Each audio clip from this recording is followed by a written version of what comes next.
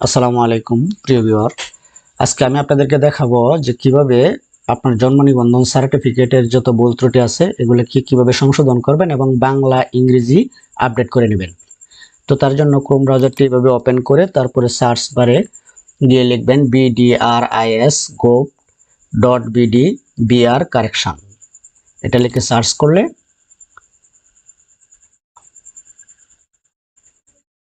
আপনার সামনে এরকম একটি পেজ ওপেন হবে। উপরে দেখতে পাচ্ছেন জন্ম নিবন্ধন নাম্বার, নিচে জন্ম তারিখ। তো এই দুইটা ইনফরমেশন আপনাকে এখানে ইনপুট করতে হবে। তো আমি দিচ্ছি জন্ম নিবন্ধন নাম্বারটা,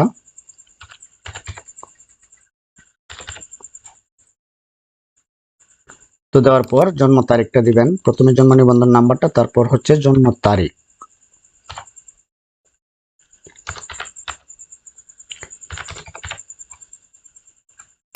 এভাবে সিলেক্ট করবেন। সিলেক্ট করার পর এই যে ক্যাপচা দেখতে পাচ্ছেন, এটা হুবহু নিচে টাইপ করে দিবেন। টাইপ করে দেওয়ার পর এই যে অনুসন্ধান আছে দেখতে পাচ্ছেন, অনুসন্ধানে ক্লিক করবেন। ক্লিক করার পর দেখতে পাচ্ছেন এখানে বর্তমানে জন্ম নিবন্ধনে যে তথ্যটি আছে সেই তথ্যটি এখানে শো করবে।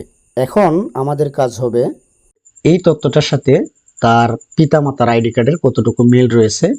দেখতে পাচ্ছেন মোহাম্মদ তামিম। তো অবশ্যই জন্ম তথ্য সংশোধনের আগে যার জন্ম তথ্য সংশোধন করবেন তার পিতামাতার আইডি কার্ড এভাবে রেখে দিবেন। দেখতে পাচ্ছেন এখানে আছে রোমানা বেগম, আর এখানে আছে MST রোমানা আক্তার। তো দেখতে পাচ্ছেন পার্থক্য, এখানে আছে MD শেকুল, আর এখানে হচ্ছে দেখতে পাচ্ছেন মোহাম্মদ শেকুল ইসলাম। এই হচ্ছে পার্থক্য। এখন এটা আমরা কারেকশন করব। কারেকশন করতে গেলে আমাদের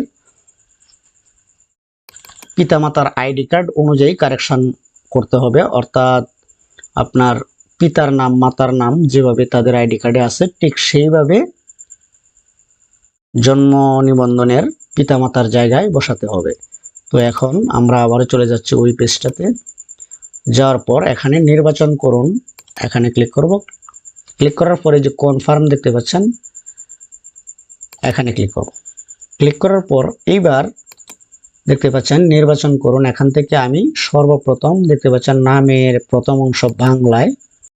2024 সালে এটি আপডেট করা হয়েছে। নামের কমপক্ষে 2টি অংশ থাকতে হবে।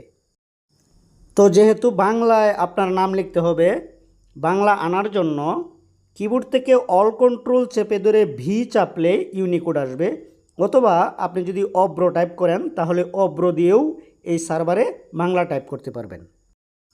তো এখন হচ্ছে যে ডান পাশে খালি ঘরটা দেখতে পাচ্ছেন, এখানে আমি নাম লিখব। বাংলা নামের প্রথম অংশটা লিখব, টাইটেলটা পরের আবার সিলেক্ট করতে হবে। তো প্রথম অংশ আমি লিখলাম। এখান থেকে ভুল লিপিবদ্ধ করা হয়েছিল এটা সিলেক্ট করবেন। তারপর আবারও চলে যাচ্ছে এখানে নামের দ্বিতীয় অংশ বাংলায় বা নামের শেষ অংশ বাংলায়। এখানে শুধু মিয়া দিচ্ছি। মিয়া দেওয়ার পর নির্বাচন করুন, ভুল লিপিবদ্ধ করা হয়েছিল এটা দিয়ে দিলাম। তারপরে আরো তথ্য সংশোধন করুন বা আরো তথ্য সংযোজন করুন, এখানে ক্লিক করবেন। ক্লিক করার পর এখান থেকে আবারও নির্বাচন করবেন নামের প্রথম অংশ ইংরেজি। এখন আমাদের যে প্রথম অংশে আছে এটার ইংরেজি দিব। ইংরেজি দেওয়ার জন্য আবারও অল কন্ট্রোল চেপে ধরে ভি চাপবেন, আবার ইংলিশ হয়ে যাবে। এই যে দেখতে পাচ্ছেন, এই যে বিজয়ের ঘর। তো এখন আমি লিখবো MD তামিম। তারপর এখান থেকে ভুল লিপিবদ্ধ করা হয়েছিল এটা লিখবো। তারপর আরো তথ্য সংযোজন করুন। এখান থেকে নামের শেষ অংশ ইংরেজি দেখতে পাচ্ছেন, নামের শেষ অংশ ইংরেজি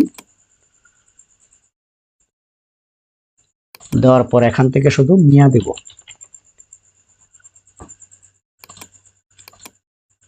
তারপর এখন হচ্ছে পিতামাতার পালা। তো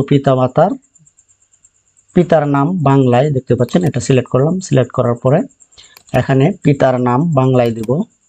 তো পিতার নামটা আমি দেখে নিচ্ছি। দেখতে পাচ্ছেন মোহাম্মদ শেকুল ইসলাম। তো আমরা এইভাবেই লিখতে হবে।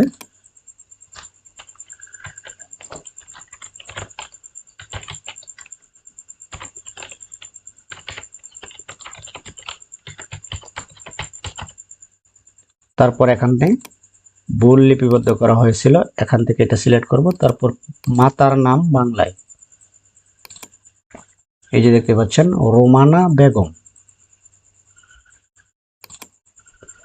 ঠিক এইভাবেই লিখতে হবে।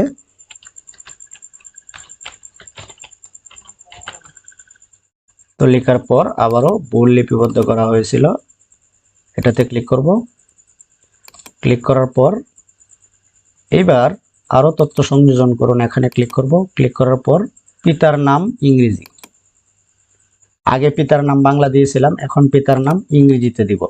তো ইংরেজিতে দেওয়ার আগে তার এনআইডি কার্ডে দেখে নিব তার নামটা কিভাবে, এমডি শেকুল ইসলাম। আমি ঠিক এইভাবেই লিখে দেব।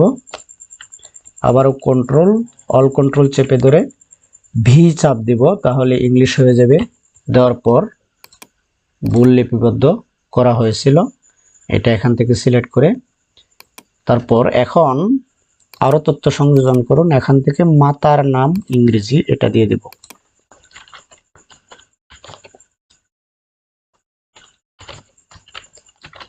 দেওয়ার পর আবারও এখান থেকে ভুল লিপিবদ্ধ করা হয়েছিল।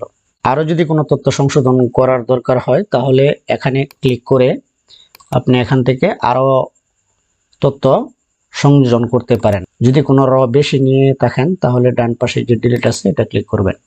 ক্লিক করার পর আমার যে তথ্যগুলো সংশোধন করার দরকার ছিল আমি অলরেডি করেছি। এখন হচ্ছে জন্মস্থানের ঠিকানা সংশোধন। তো এটা আপনি এখান থেকে আপনার প্রথমে দেশ, তারপর হচ্ছে বিভাগ, তারপর জেলা, তারপর হচ্ছে উপজেলা, তারপর এখান থেকে ইউনিয়ন,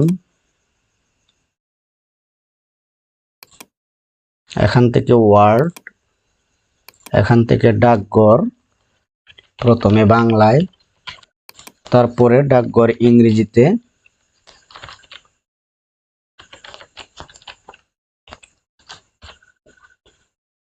দেওয়ার পর এখানে গ্রামের নাম দিবেন। তো গ্রামের নাম পিতামাতার এনআইডি কার্ডে যে গ্রামের নাম দেওয়া আছে সেটাই দিবেন। তারপর এখানে একটা স্পেস দিয়ে দিবেন, কিছু লিখতে হবে না। বাসা বা সড়ক নাম্বার সাধারণত গ্রামে এগুলি থাকে না। তারপরে হচ্ছে স্থায়ী ঠিকানা সংশোধন, সেম জন্মস্থানের ঠিকানার মতোই, এখান থেকে শুধু সিলেক্ট করবেন আগের মতোই। তো আমি উপরেরটা কপি করে নিয়ে আসতেছি, এখানে নতুন করে লেখার দরকার নেই। তারপর হচ্ছে বর্তমান ঠিকানা সংশোধন, এখান থেকেও সেম একইভাবে।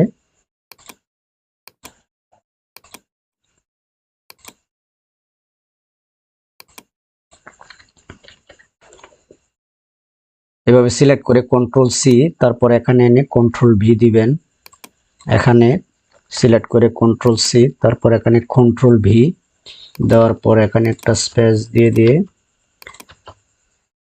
তারপর এখানে হচ্ছে সবচেয়ে গুরুত্বপূর্ণ, এখানে দেখতে পাচ্ছেন সংযোজন করতে হবে। তো সংযোজন করার জন্য আগে আপনি এনআইডি কার্ড, পিতামাতার এনআইডি কার্ড গুলো রেখে দিবেন। এখানে ক্লিক করলে দেখতে পাচ্ছেন এখন সংযোজনের কপি চাইতেছে। তো আমি ডেস্কটপে রেখে দিয়েছিলাম।